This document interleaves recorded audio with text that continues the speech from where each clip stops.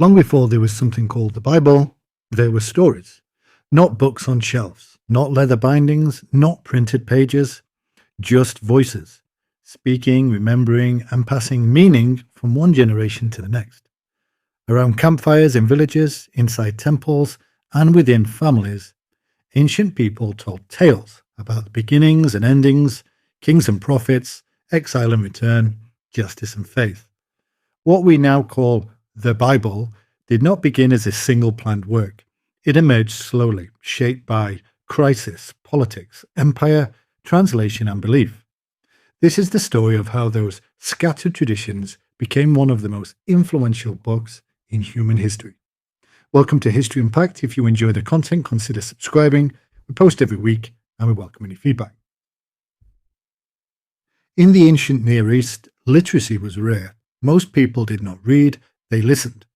Early Israelites preserved their traditions orally, reciting stories of Abraham, Moses, the Exodus, and King David as a collective memory rather than a written history. These stories were not neutral records.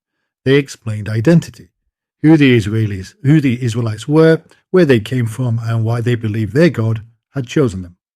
For centuries this worked. Then came a catastrophe. In the 6th century BCE, the Babylonian Empire destroyed Jerusalem and deported much of its elite population. The temple, the heart of religious life, was in ruins. For a people whose faith was bound to a sacred place, this was existential. In exile, something profound happened. Priests and scribes began writing more deliberately.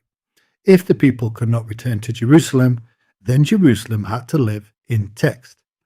During this period, key portions of what we now call the Hebrew Bible, especially Genesis, Exodus, and Deuteronomy, were shaped into something closer to their final form. In that sense, the Bible was born not in peace, but in loss. When the exiles were eventually allowed to return to Judea in 538 BCE, they did not carry a single Bible home with them. Instead, they carried many sacred writings. There were laws attributed to Moses. There were historical narratives about kings and wars. There were prophetic warnings. There were poems, hymns, and philosophical reflections. Over time, these texts were organized into three broad categories. First, the law, later called the Torah. Second, the prophets. And third, the writings. Together, these formed what Jews would call the Tanakh. But even now, there was no universal agreement. Different Jewish communities valued slightly different texts. Some books were central in one place, but marginal in another. The scripture was evolving. A major turning point came far from Jerusalem, in Alexandria, Egypt. By the 3rd century BCE, many Jews no longer spoke Hebrew. They lived in a Greek-speaking world shaped by Alexander the Great. The sacred text, however, remained in Hebrew, interestingly distant from everyday life. So Jewish scholars in Alexandria undertook a massive translation project. They rendered the Hebrew scriptures into Greek. According to legend, 72 translators worked independently and produced identical versions, a miracle proving divine approval. Whether this happened or not, the story gave the translation sacred authority. This Greek Bible became known as the Septuagint, the 70. Its later impact would be enormous. When early Christians searched Jewish scriptures for prophecies about Jesus, they mostly used the Greek Bible, not the original Hebrew. Christianity, in a sense, was built on a translation. Jesus himself wrote nothing. His followers wrote everything. Within decades of his death, Christian communities across the Roman Empire began producing texts, letters, stories, and theological reflections. The earliest of these were probably the letters for Paul, written between roughly 50 and 60 CE. Paul was not trying to create a Bible. He was addressing real communities facing real problems: division, persecution, confusion, and conflict. Only later did Christians treat his letters as sacred scripture. Meanwhile, 4 distinct accounts of Jesus' life emerged: Matthew, Mark, Luke, and John. Each had a different emphasis. Mark was urgent and stark. Matthew framed Jesus as the fulfillment of Jewish law. and Luke highlighted compassion and social justice, whereas John presented a more mystical, philosophical Christ. At this stage, there was still no New Testament, just a growing library of Christian writings circulating amongst churches. For nearly 3 centuries, Christianity existed under threat.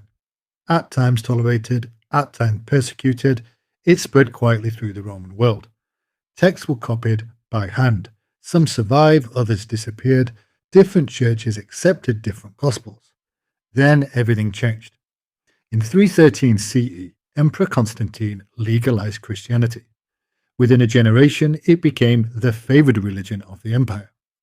Suddenly, what counted as scripture mattered politically as well as spiritually. Church leaders began to formalize a canon, an official list of sacred books. After long debate, 27 books were accepted as New Testament by the late 4th century. There were many other texts like the Gospel of St. Thomas, but these were excluded. At the same time, the Jewish scriptures were preserved but interpreted through a Christian lens as preparation for Christ. For the first time, something like a unified Bible existed. Yet the Bible still existed in multiple languages: Hebrew, Greek, and various local dialects. In the late 4th century, a scholar named Jerome undertook a monumental task, translating the entire Bible into Latin. His version became known as the Vulgate, the Common Bible. Jerome insisted on working from Hebrew sources rather than relying solely on Greek translations. This decision angered some church leaders, but ultimately shaped Western Christianity for over a millennium. For medieval Europe, Jerome's Vulgate was the Bible. As the Western Roman Empire collapsed, monasteries became the guardians of knowledge. Monks copied scripture by hand, page by page, line by line. A single Bible could take years to produce.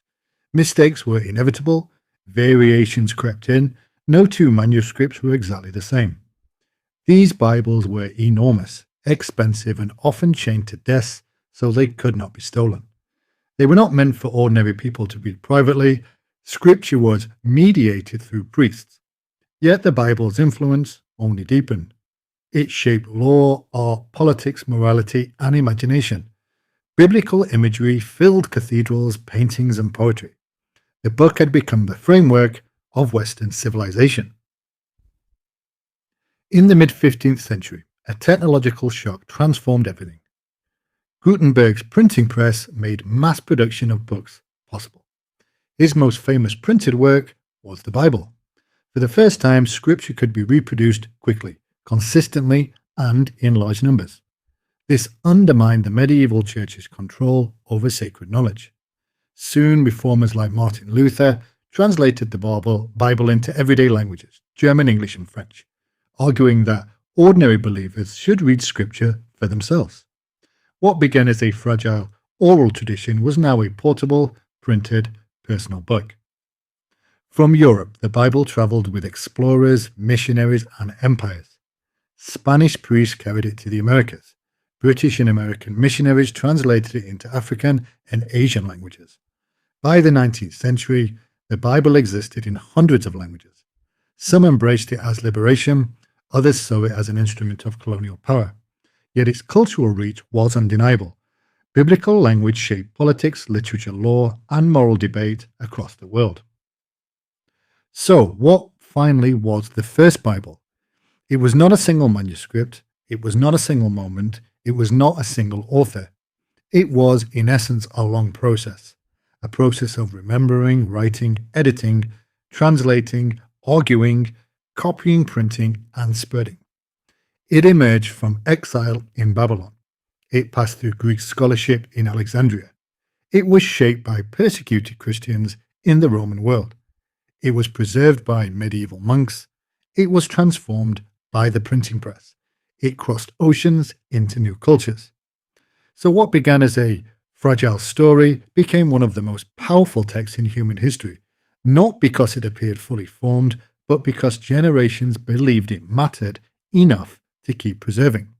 So in the end, the Bible is less a book than a living tradition, carried across time by human hands and voices, a conversation that began thousands of years ago and continues to shape the world today.